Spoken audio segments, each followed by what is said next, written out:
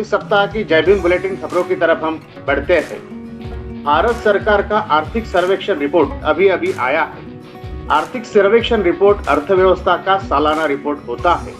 यह दस्तावेजक अर्थव्यवस्था का बैरोमीटर होता है, जो न केवल वर्तमान हालत बताता है बल्कि भविष्य के सुधारों का रास्ता भी दिखाता है। जिस अनुसार 2026-27 में जीडीपी ग्रोथ 6.8% से 7.2% रहने का अनुमान जताया है। आरबीआई और आईएमएफ ने अनुमान लगाया है कि महंगाई धीरे धीरे बढ़ेगी। एग्रीकल्चर ग्रोथ 3.1% रहने का अनुमान है। सर्वे ने डिजिटल लत और स्क्रीन से जुड़ी मानसिक स्वास्थ्य चुनौतियों से तेजी से हो रही बढ़ोतरी पर चिंता जताई है। इसमें कहा गया है कि सातत्यपूर्ण ऑनलाइन रहने के वजह से, लगातार सर्फिंग करने की वजह से विद्यार्थियों के शैक्षणिक उपलब्धि पर असर हो रहा है, तो वही युवाओं में व्यावसायिक कौशल्य पर भी असर हो रहा है, जिससे देश की उत्पादकता ढलान पर आने की चिंता जताई गई है। देश में बढ़ रहे मोटापे पर भी सर्वे में चिंता जताई है। विश्व का केवल अपनी अपनी अर्थव्यवस्था पर सोचना, जिससे भविष्य में हर एक देश की अर्थव्यवस्था सिकुड़ना, जिससे बचने के लिए आत्मनिर्भरता पर ध्यान देने की सलाह भी सर्वे ने दी है। आशा थी कि आर्थिक सर्वेक्षण के मद्देनजर रखते हुए देश का आम बजट आएगा, लेकिन कुछ अर्थशास्त्रियों ने इस पर प्रतिक्रिया देते हुए कहा कि इस बजट में ध्यान खींचने वाली या यादगार रहने वाली कोई खास बात नजर नहीं आती है।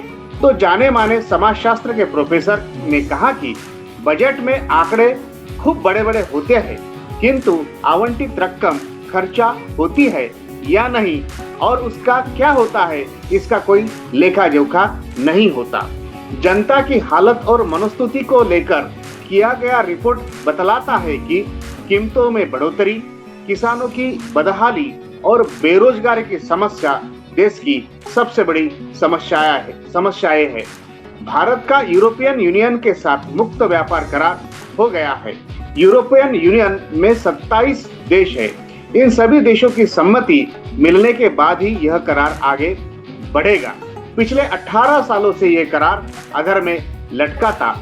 इस करार की वजह से भारत की 93% वस्तुएं ईयू में बिना शुल्क के दाखिल हो पाएगी, तो वही ईयू की अगले 10 सालों में 90% वस्तुएं भारत में बिना शुल्क दाखिल होगी।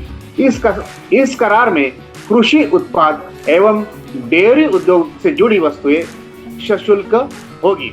अंतर्राष्ट्रीय नाणय निधि की मुख्य अर्थशास्त्रा माननीय गीता गोपीनाथ जी ने कहा कि भारत के शहरों की अत्यंत निकृष्ट एवं जहरीली हवा अमेरिका द्वारा भारत पर लगाए गए टैरिफ्स की संकट से भी ज्यादा गहरा संकट है। वर्ल्ड बैंक के रिपोर्ट अनुसार खराब हवा से सेहत पर बुरा असर पड़ता है, जिससे मानवीय श्रम की हानि होती है और स्वास्थ्य पर काफी ज्यादा खर्चा होता है। विश्व हर साल अपने स्वास्थ्य समस्या पर 5,70,000 करोड़ डॉलर खर्चा करता है। भारत में हर साल 17 लाख लोग खराब पर्यावरण से मरते हैं। स्वास्थ्य समस्या पर सालाना भारत के नागरिक 15,000 करोड़ डॉलर खर्चा करते हैं, जो राष्ट्रीय उत्पन्न का 1.7% हिस्सा है। वायु प्रदूषण पर माननीय राहुल गांधी जी ने भी अपनी प्रतिक्रिया दी है। उन्होंने कहा कि वायु प्रदूषण की वजह से लोगों का स्वास्थ्य और अर्थव्यवस्था के मोर्चे पर भारी कीमत चुकानी पड़ रही है।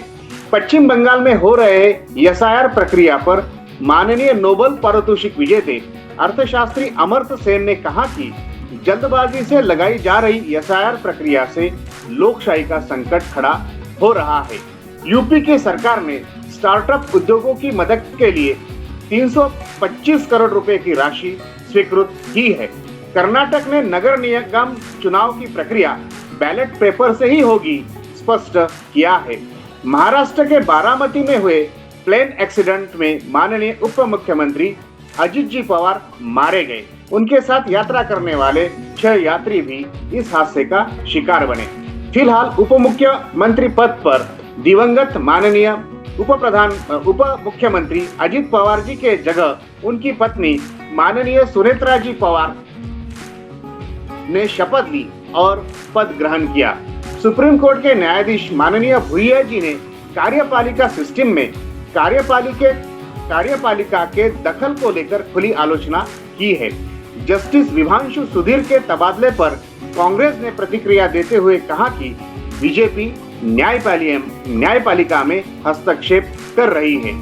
यूजीसी के नए नियम समानता समिति के विरोध में सवर्णों का विरोध का संज्ञान लेकर माननीय सुप्रीम कोर्ट ने इस प्रक्रिया पर स्टे दिया है, जबकि समानता समिति लागू होनी चाहिए कहकर SC ST OBC के विद्यार्थी देश भर में आंदोलन कर रहे हैं।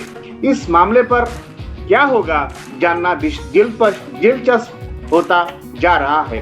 भारतीय प्रतिस्पर्धा आयोग की जांच से पता चलता है कि देश की 4 प्रमुख स्टील निर्माता कंपनियां टाटा, JSW, सेल एवं रिनील ने 2018 से 2023 तक अपने मूल्य निर्धारण रणनीतियों को साझा किया और उत्पादन कटौती का समन्वयन किया। कंपनी का यह बर्ताव कार्टेल का संकेत देता है। ज्ञातव्य हो, कार्टेल यानी कुछ कंपनियां अपनी परस्पर स्पर्धा टालने के लिए दिक्कत आती है और एक दूसरे के समन्वय से अपने आर्थिक एवं कारोबारी निर्णय लेते हैं। न्याय में देरी न केवल न्याय से इनकार है, बल्कि न्याय का विनाश है। माननीय सुप्रीम कोर्ट की तल्ख टिप्पणी नेशनल बैंकों में लोगों द्वारा की जाने वाली बचत घटने से बचत के ऊपर लगने वाला TDS माफ हो। बैंकों द्वारा सरकार को सिफारिश एपस्टीन फाइल में माननीय प्रधानमंत्री मोदी जी के जुड़े दावों से गहराई सियासत। फ्रांस में 15 साल के कम उम्र वाले बच्चे नहीं देख पाएंगे सोशल मीडिया। इस सप्ताह की कुछ अन्य खबरें थी। अब पूर्ण रूप खबर की तरफ हम बढ़ते हैं। महाराष्ट्र में प्रजासत्ताक दिन समारोह में एक माननीय मंत्री जी ने अपने भाषण में संविधान निर्माता का नाम नहीं लिया, जिससे उस समारोह में उपस्थित वन रक्षक माननीय माधवी जाधव ने आक्षेप लिया और माननीय मंत्री जी से वह भिड़ गई, जिससे बड़ा बवाल खड़ा हो गया। पुलिस द्वारा हस्तक्षेप होने पर माननीय माधवी जाधव ने कहा, मैं अपने किए पर कायम हूं और पीछे नहीं हटूंगी। इस पर प्रतिक्रिया देते हुए माननीय एडवोकेट प्रकाश अंबेडकर जी ने कहा, कोई भी मंत्री यदि ऐसे समारोह में संविधान निर्माता का नाम लेने से परहेज करते हैं तो उनके ऊपर SC ST प्रतिबंधन कानून लगाया जाता है। क्या विश्व विख्यात युग निर्माते युगनायक डॉक्टर बाबा साहेब भीमराव अंबेडकर जी का नाम लेने के लिए भी संघर्ष करना पड़ रहा है? सवाल है। इसी खबर के साथ जय भीम बुलेटिन को मैं विराम देता हूँ। सभी के सहकार्य के लिए धन्यवाद। सभी को जय भीम। नमो बुद्धाय। संगम नमामि। आपका नम्र आशीष धम्मदर्शी, समन संघ, यवतमाल, महाराष्ट्र।